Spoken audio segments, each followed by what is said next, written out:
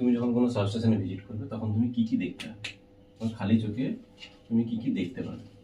ধরো তুমি এখন সাবস্টেশনে পৌঁছে গেছো, এই যতটা বোর্ডটা দেখতে পাচ্ছ এটা হচ্ছে সাবস্টেশনের ক্যাম্পাস।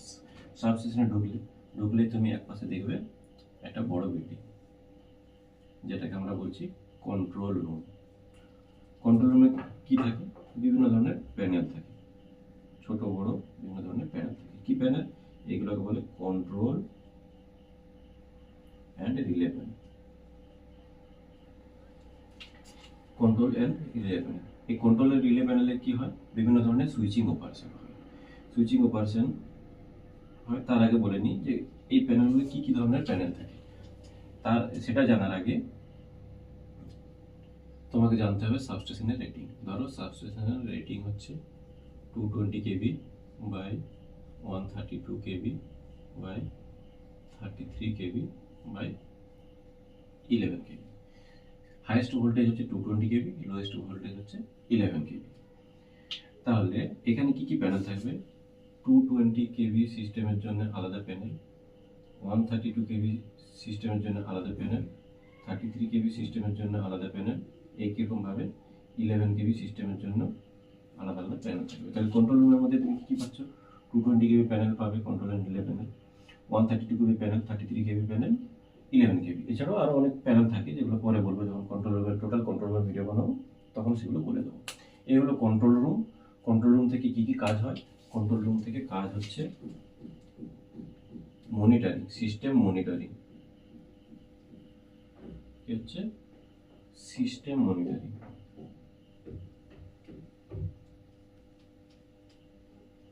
সিস্টেম মনিটরিং 1 নম্বর।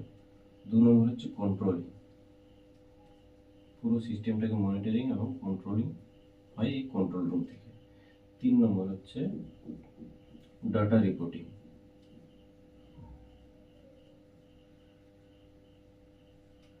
4 নম্বর হচ্ছে বিভিন্ন সাবস্টেশনের সাথে কমিউনিকেশন।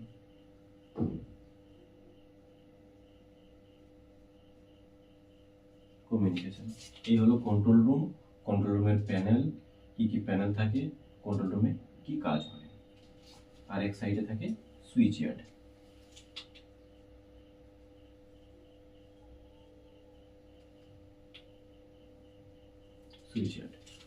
সুইচ ইয়ার্ডের মধ্যে পুরো সিস্টেমটা থাকে, CT, PT, transformer, main bus, অনেক কিছু থাকে। ধরো এরপর আরেকটা কথা বলে রাখি, ধরো এখানে কন্ট্রোল রুমের একটা সার্কিট ব্রেকার রয়েছে, সার্কিট ব্রেকার বা আইসোলেটর। এই সার্কিট ব্রেকারকে অন বা অফ করতে হবে, বা আইসোলেটরটাকে ক্লোজ বা ওপেন করতে হবে। এই ক্লোজ করা বা ওপেন করা বা অন করা অফ করা এগুলোকে বলা হয় অপারেশন। এটা কিন্তু ডাক্তারি অপারেশন নয়। এই অপারেশনটা সুইচ ইয়ার্ডে গিয়েও করা যায় আর কন্ট্রোল রুম থেকেও করা যায়। কন্ট্রোল রুম থেকে অপারেশনটা করলে সেটাকে বলি আমরা রিমোট অপারেশন, সুইচ ইয়ার্ডে গিয়ে করলে সেটাকে বলছি আমরা লোকাল অপারেশন। ক্লিয়ার? তাহলে সাবস্টেশনের ক্যাম্পাসের মধ্যে ঢুকলে, তুমি এখন অলরেডি সাবস্টেশনের ক্যাম্পাসে ঢুকে গেছো, ক্যাম্পাসে ঢুকলে তুমি কন্ট্রোল রুম দেখতে পাবে, এক সাইডে সুইচ ইয়ার্ড দেখতে পাবে। কন্ট্রোল রুমে কি কাজ হয়? কন্ট্রোল রুমে বিভিন্ন প্যানেল থেকে, কন্ট্রোল এন্ড রিলে প্যানেল। সেই রিলে প্যানেল থেকে কি হয়? সিস্টেম মনিটরিং হয়, কন্ট্রোলিং হয়, ডাটা রিপোর্টিং আর কমিউনিকেশন। যদি অপারেশনগুলো এই কন্ট্রোল এন্ড রিলে প্যানেল থেকে, কন্ট্রোল রুম থেকে করা হয়, তখন সেই অপারেশনকে বলছি আমরা রিমোট অপারেশন। সুইচ ইয়ার্ডে গিয়ে করলে তখন আমরা তাকে বলছি লোকাল অপারেশন। এরপর দেখি সুইচ ইয়ার্ডে কম্পোনেন্ট বা যন্ত্রপাতি থাকে।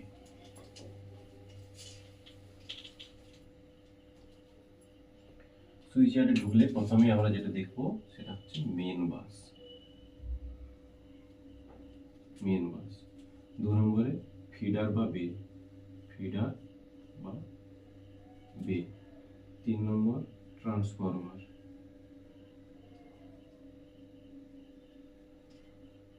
4 নম্বরে আইসোলেটর। 5 নম্বর সার্কিট ব্রেকার।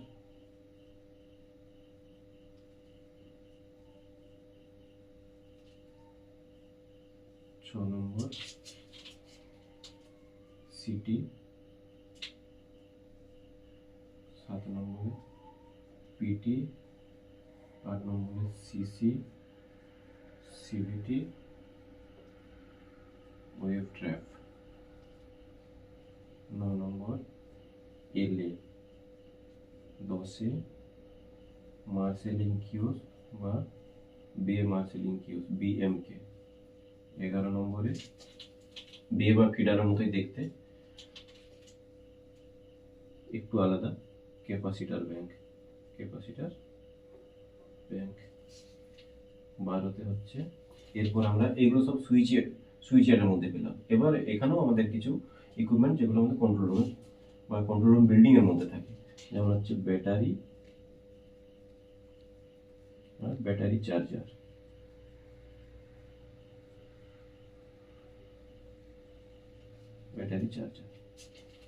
নেক্সট হচ্ছে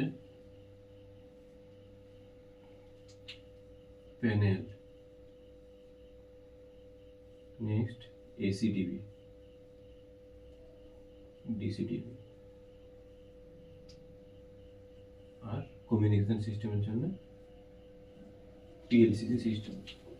এইগুলো হচ্ছে আমরা এই পর্যন্ত পাবো সুইচ ইয়ার্ড, এখান থেকে এই পর্যন্ত পাবো কন্ট্রোল রুম বিল্ডিং। এরপর আমরা দেখব যে এইগুলো সাবস্টেশনের মধ্যে কেন থাকে, এর কাজ কি, এর আসল গুরুত্বটা কোথায়। দেখো, প্রথমে কি বলেছি, মেন বাস কি, সাবস্টেশনে ঢুকলে তুমি সুইচ ইয়ার্ডের এক প্রান্ত থেকে অন্য প্রান্ত পর্যন্ত এরকম 3টে কন্ডাক্টর দেবে, মোটামুটি একটা জায়গা নিয়ে 3টা কন্ডাক্টর দেখতে পাবে, আর ওয়াইবি 3টা ফেজ, 3 ফেজ সিস্টেমে 3টা। এটা আমাদের হাই সিস্টেম ভোল্টেজ কত, 220 কেভি। তাহলে 220 কেভি ইনকামিংটা আমাদের এই বাসে এসে পড়বে। এই বাসটা হবে আমাদের 220 কেভি মেন বাস, এই বাস থেকে কি হবে, ভায়া ট্রান্সফরমার, এক বা একাধিক ট্রান্সফরমার, এখানে ট্রান্সফরমার, ধরো ট্রান্সফরমার 1 TRFO 1, এখান থেকে কি হবে, আরেকটা ট্রান্সফরমার দেখাই,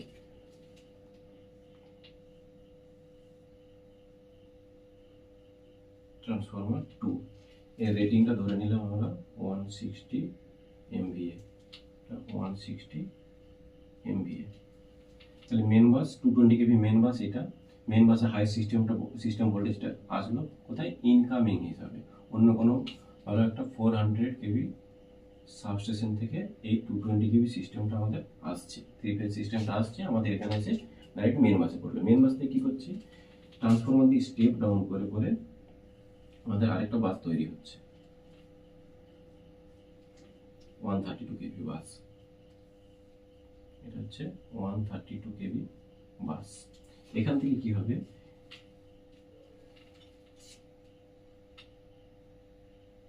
এখান থেকে একটা লাইন ডাইরেক্ট অন্য একটা সাবস্টেশনে চলে গেল, একটা 132 কেভি সিস্টেম, আর কি হচ্ছে, এখানেও এক বা একাধিক ট্রান্সফরমার দিয়ে এই ভোল্টেজটাকে আবার স্টেপ ডাউন করা হচ্ছে, TRFO 1, এইখানে তৈরি হচ্ছে আমাদের 33 কেভি বাস। আরেকটা ট্রান্সফরমার দেওয়া হলো এখানে, TRFO 2, ক্লিয়ার। তাহলে হাই সিস্টেম ভোল্টেজটা এখান থেকে ট্রান্সফরমার দিয়ে স্টেপ ডাউন করে 132 কেভি থেকে স্টেপ ডাউন করে ট্রান্সফরমার দিয়ে স্টেপ ডাউন করে 33 কেভি পর্যন্ত করে। এবার দেখো এখানে মজার জিনিসটা রয়েছে, ফিডার আর বে। এটা দেখো সাবস্টেশনের মধ্যে, এটা পুরোটাই সাবস্টেশনের ক্যাম্পাস, এটা মেন বাস, এটাও 132 কেভি মেন বাস, এটা 33 কেভি মেন বাস। এই সিস্টেমটা কি হচ্ছে, সাবস্টেশনের মধ্যেই তৈরি হলো এই সিস্টেমটা, সাবস্টেশনের মধ্যেই এখানটা শেষ হয়ে গেল, এই ভোল্টেজ থেকে এই ভোল্টেজ পর্যন্ত আসলো, এই যে সাবস্টেশনের মধ্যেই তৈরি হলো, সাবস্টেশনের মধ্যেই শেষ হলো, এইটাকে বলছি আমরা বে, ক্লিয়ার। এটা একটা বে, এটাও একটা বে, একইরকম ভাবে এটাও বে, এখানে আমাদের 50 MVA ট্রান্সফরমার থাকবে স্টেপ ডাউন করে 33 করার জন্য। আর এই যে এই সিস্টেমটা আমাদের এই 132 কেভি মেন বাস থেকে ডাইরেক্ট অন্য একটা সাবস্টেশনে চলে গেল,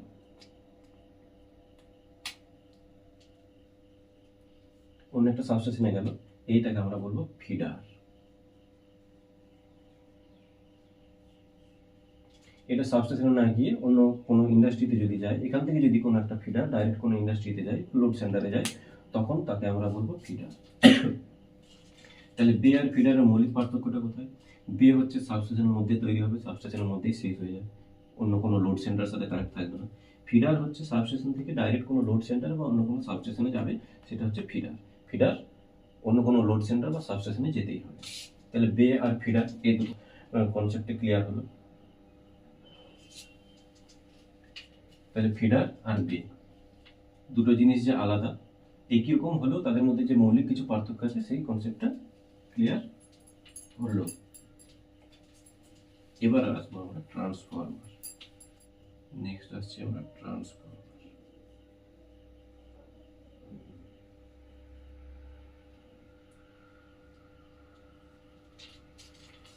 সাবস্টেশনে গেলে ট্রান্সফরমার তুমি দেখতেই মানে পাবেই পাবে। তাহলে ট্রান্সফরমার কি সেটা আগে জানতে হবে। ট্রান্সফরমার কি? ট্রান্সফরমার হচ্ছে একটি স্ট্যাটিক ডিভাইস। স্ট্যাটিক ডিভাইস কেন স্ট্যাটিক ডিভাইস বলা হচ্ছে? এর কোনো মুভমেন্ট নেই, নো মুভমেন্ট, চুপচাপ এক জায়গায় বসে থাকে, স্ট্যাটিক ডিভাইস। এর কাজ কি? ভোল্টেজকে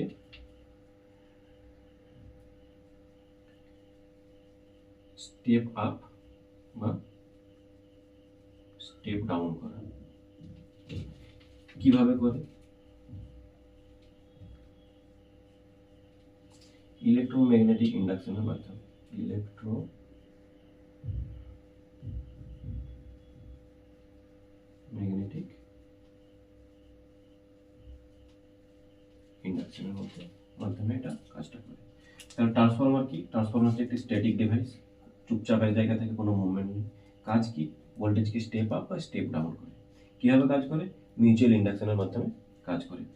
সোজা ভাষায় সোজা কথায় এবার বলি, এই যে স্টেপ আপ ট্রান্সফরমার কিন্তু সাবস্টেশনে থাকে না, এটা থাকে জেনারেটিং স্টেশনে। স্টেপ ডাউন ট্রান্সফরমার এগুলো তুমি সাবস্টেশনে পাবে।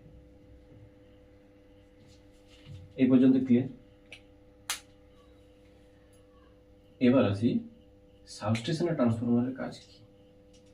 সাবস্টেশনে ট্রান্সফরমারের কাজ 1 নম্বর হচ্ছে ভোল্টেজ লেভেল পরিবর্তন করা। ভোল্টেজ লেভেল পরিবর্তন করা।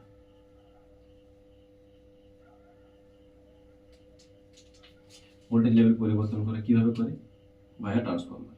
যে 220 কেভি সিস্টেমটা আমাদের আসলো, 160 MVA ট্রান্সফরমার দিয়ে সেটা 132 কেভি করা হলো। 132 কেভিকে আবার 50 MVA ট্রান্সফরমার দিয়ে 33 কেভি করা হলো। 33 কেভিকে আবার 10 MVA ট্রান্সফরমার দিয়ে 11 কেভি করা হলো। এই কাজটা কে করলো? এই কাজটা করলে ট্রান্সফরমার। তাহলে ভোল্টেজ লেভেল পরিবর্তন করা হচ্ছে ট্রান্সফরমারের কাজ। 2 নম্বর, দূরত্বে বিদ্যুৎ পরিবহনে সাহায্য করা। লং ডিস্টেন্সে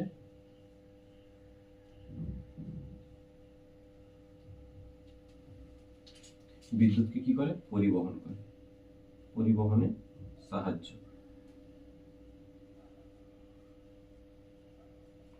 লং ডিস্টেন্সে বিদ্যুৎ পরিবহনে সাহায্য করে কে করে? Transformer.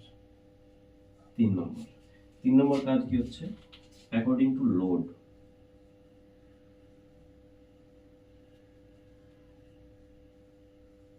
According to load, load অনুযায়ী ভোল্টেজ সরবরাহ করা। ধরো তোমার গ্রামে 500 জন লোক আছে, পরিবার আছে 200টা। 200টা পরিবারে 500 জন লোক আছে। সেক্ষেত্রে তোমার একটা 100 কেভিএ ট্রান্সফরমার দিলে চলে যাবে। লোড ডিমান্ড অনুযায়ী পাওয়ার সাপ্লাই পেয়ে যাবে। এরপর ধরো তোমার গ্রামে 2000 জন লোক আছে, অন্য একটা গ্রামে 2000 জন লোক আছে, সেখানে কি 100 কেভি ট্রান্সফরমার দিলে চলবে? কাজ চলবে না। তাহলে অ্যাকর্ডিং টু লোড, লোড অনুযায়ী বিদ্যুৎ সরবরাহ করে কে? ট্রান্সফরমার। তখন এখানে আমাকে দিতে হবে 400। বা 630 কেভিএ ট্রান্সফরমার। তাহলে কি হচ্ছে, লোড অনুযায়ী সঠিক ভোল্টেজ সরবরাহ করা।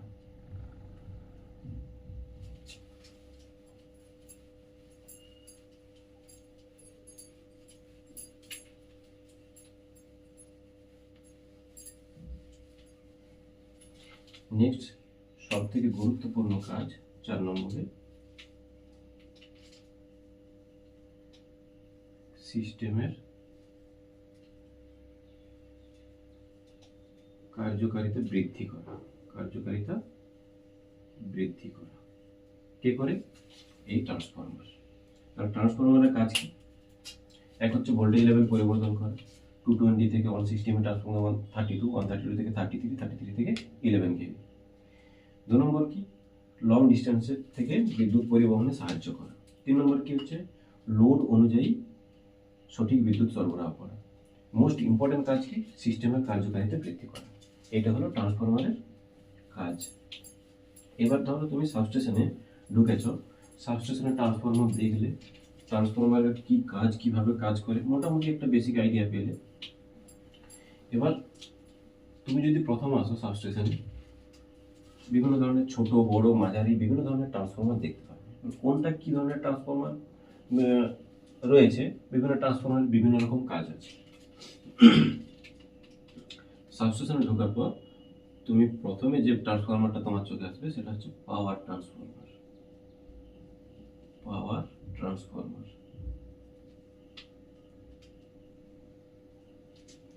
পাওয়ার ট্রান্সফরমারের কাজ কি? পাওয়ার ট্রান্সফরমার হচ্ছে হাই ভোল্টেজকে স্টেপ ডাউন করে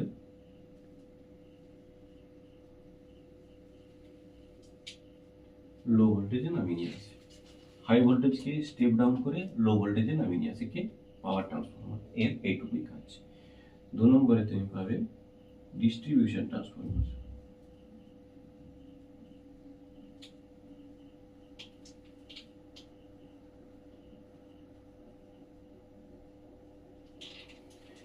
এর কাজটাও তাই, হাই ভোল্টেজকে স্টেপ ডাউন করবে,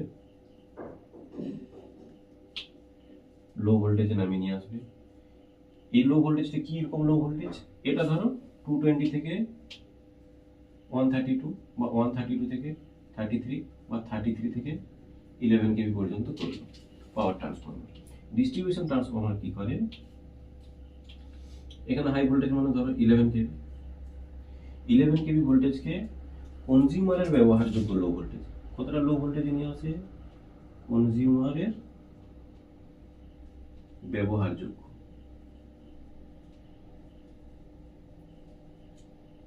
কনজিউমারের ব্যবহারযোগ্য লো ভোল্টেজে নামিয়ে নিয়ে আসে। কনজিউমারের ব্যবহারযোগ্য লো ভোল্টেজ কত? যদি কারো 3 ফেজ সাপ্লাই থাকে কমার্শিয়াল, তাহলে সেটা 440 ভোল্ট বা 415 ভোল্ট হতে পারে। যদি সিঙ্গেল ফেজ সাপ্লাই থাকে তাহলে সেটা 230 ভোল্ট বা 220 ভোল্ট হতে পারে। তাহলে ডিস্ট্রিবিউশন ট্রান্সফরমার কি করছে? হাই ভোল্টেজকে স্টেপ ডাউন করে লো ভোল্টেজে নামিয়ে নিয়ে আসছে। কতটা লো ভোল্টেজ? কনজিউমারের ব্যবহারযোগ্য লো ভোল্টেজ। কনজিউমারের ব্যবহারযোগ্য লো ভোল্টেজ কত? কারণ যদি 3 ফেজ সাপ্লাই থাকে তাহলে 440 ভোল্ট বা 415 ভোল্ট, সিঙ্গেল ফেজ সাপ্লাই হলে 230 বা 220 ভোল্ট।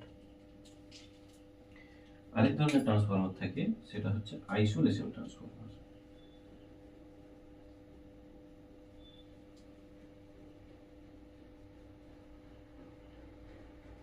আইসোলেশন ট্রান্সফরমার এর কাজ কি? সিস্টেমকে প্রোটেকশন দেয়। সিস্টেমকে আইসোলেশন ট্রান্সফরমার হচ্ছে সিস্টেমকে প্রোটেকশন দেয়।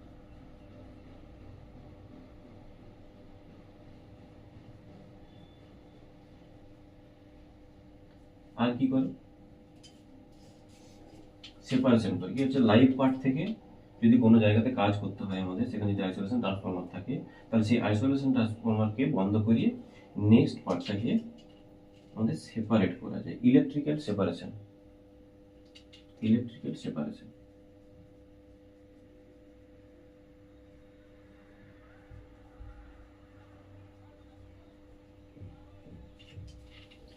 তাহলে সাবস্টেশনে কি পেলে তুমি? পাওয়ার ট্রান্সফরমার কি করছে, হাই ভোল্টেজকে স্টেপ ডাউন করে লো ভোল্টেজে নিয়ে আসছে। কারণ 220 কেবি থেকে 132, 132 33, 33 থেকে 11 কেবি। নেক্সট ডিস্ট্রিবিউশন ট্রান্সফরমার কি করছে, ও কিন্তু হাই ভোল্টেজকে লো ভোল্টেজ নামিয়ে নিয়ে আসছে স্টেপ ডাউন করে। কতটা লো ভোল্টেজে নামিয়ে নিয়ে আসছে, কনজিউমারের ব্যবহারযোগ্য লো ভোল্টেজ কত, 3 ফেজ সাপ্লাই হলে 440 বা 415 ভোল্ট, সিঙ্গেল ফেজ সাপ্লাই হলে 230 বা 220 ভোল্ট। আইসোলেশন ট্রান্সফরমার কি করছে, আইসোলেশন ট্রান্সফরমার সিস্টেমকে প্রোটেকশন দেয় এবং ইলেকট্রিক্যালি সেপারেশন তৈরি করে। এরপর আমরা আসবো ট্রান্সফরমারের গুরুত্ব কি। সাবস্টেশনে যে ট্রান্সফরমার রয়েছে এর তো কিছু গুরুত্ব রয়েছে।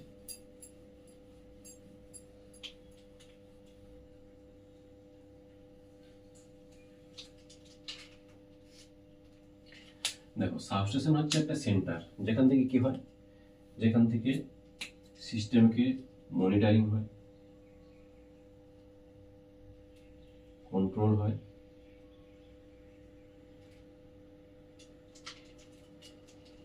আর ডিস্ট্রিবিউশনও হয়।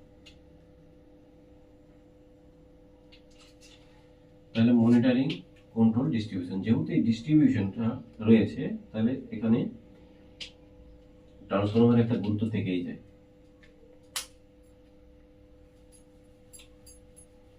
ট্রান্সফরমারের প্রথম কাজ হচ্ছে স্টেপ ডাউন করা, হাই ভোল্টেজকে লো ভোল্টেজে নামিয়ে নিয়ে আসা, হাই ভোল্টেজকে লো ভোল্টেজে নামিয়ে নিয়ে আসা। কি বললাম একটু আগে বললাম যে সাবস্টেশনে ট্রান্সফরমারের একটা গুরুত্ব রয়েছে। প্রথম কাজ হচ্ছে ভোল্টেজ লেভেল পরিবর্তন করা,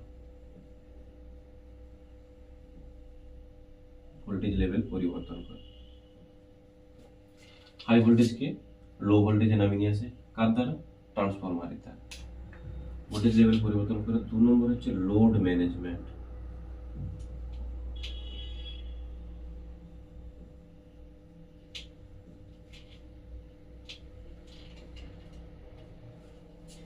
লোড ম্যানেজমেন্ট কিভাবে করে, বিভিন্ন এলাকায় বিভিন্ন ধরনের লোড ডিমান্ড থাকে, আগে কি বললাম, তোমার ছোট গ্রাম 200টা পরিবার আছে, ওখানে যে পরিমাণ লোড দরকার হয়, আরেক জায়গায় 2000 পরিবার আছে, 2000 জন লোক আছে, সেক্ষেত্রে কিন্তু লোডটা একটু বেশি হবে। তাহলে কোথায় লোড কম সেখানে কি ধরনের ট্রান্সফরমার লাগবে, কোথায় লোড বেশি সেখানে কি ধরনের ট্রান্সফরমার লাগবে, এই লোড ম্যানেজমেন্টটাও ট্রান্সফরমার দিয়ে করা হয়। এই যে লোড ম্যানেজ করতে হবে, যে এখানে এত ভোল্টেজ লাগবে, এখানে এতগুলো কনজিউমার আছে, সেখানে কিরকম কোন রেটিংয়ে ট্রান্সফরমার দিতে হবে, সেটা এখান থেকে লোড ম্যানেজমেন্ট করা হয়।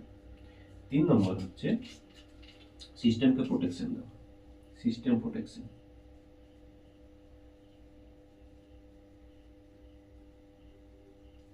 সিস্টেম প্রোটেকশন কিভাবে হয়, ধরো মেন বাস ধরলাম না আমি, ধরো কনজিউমারের কাছ থেকে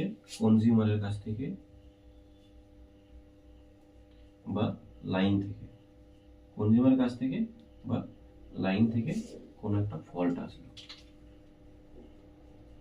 সেই ফল্টটা কোথায় আসবে, নেক্সট হায়ার ভোল্টেজে,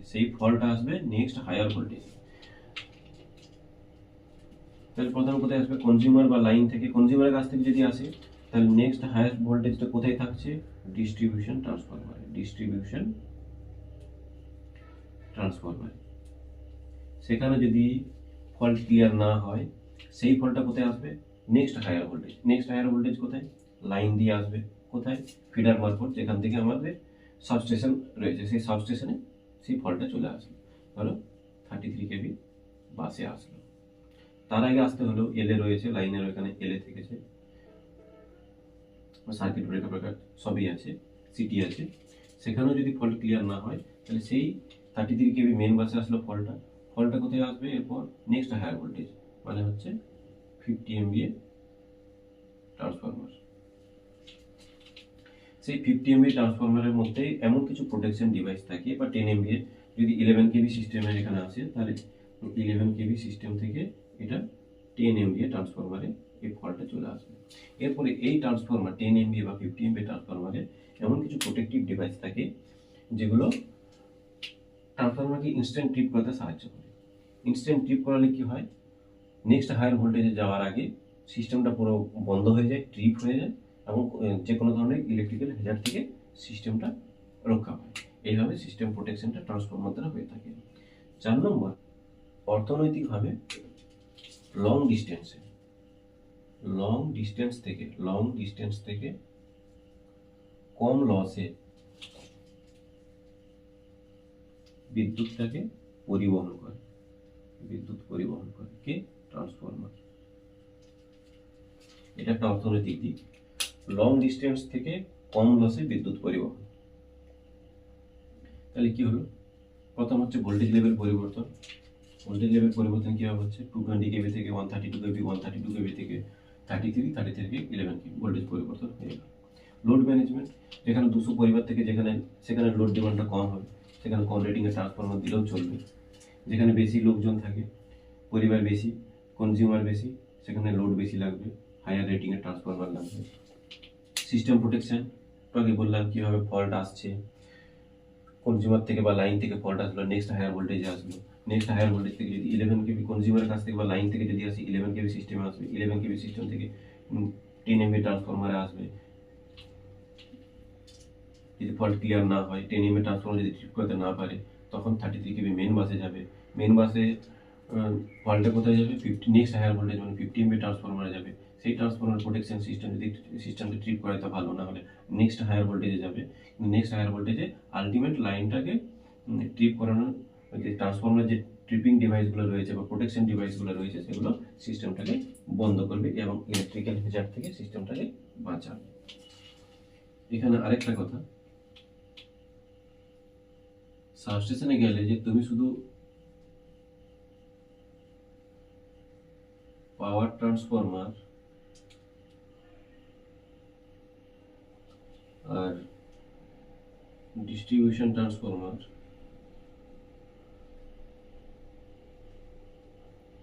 আর আইসোলেশন ট্রান্সফরমার,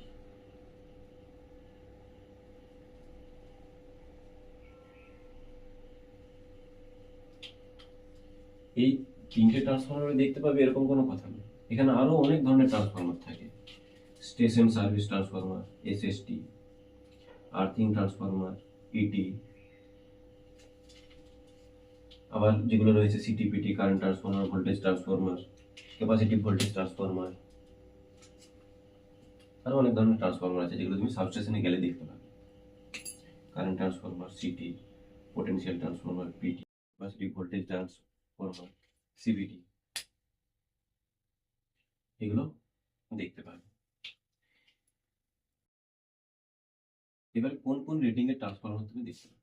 যদি তুমি 220 কেভি সাবস্টেশনে যাও, 220 কেভি সাবস্টেশনে যাও, তাহলে 220 থেকে 132 কেভি সিস্টেমে পৌঁছানোর জন্য, স্টেপ ডাউন করার জন্য, এই স্টেপ ডাউনটা করার জন্য